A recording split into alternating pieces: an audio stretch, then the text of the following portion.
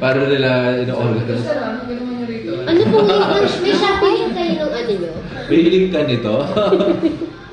Kung online ka, order ka lang naman dito to. Ano ilalagay ko sa sinantolan dito? Di ba? Dessert. Hindi naman dessert. Binataang santo. Hindi naman, hindi. Yung category niya. Di ba? Drinks. Yum meals. This yum meals na lang. Oo nga, napanadar yum. Tapos yum meals. Gagawin ko siya para ano. Si ano no, biro mo na feature sa iba't ibang media. Anong font ng yum meals mo? Anong font ng yum meals? Ilalagay ko para nakalagay yung font mo eh.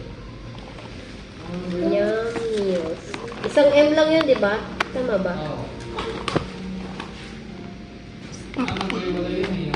Yum, tapos meals. I-send ko na lang siguro. Yum meals. Yum meals. Ano ba yung tawag ng side dish or ano?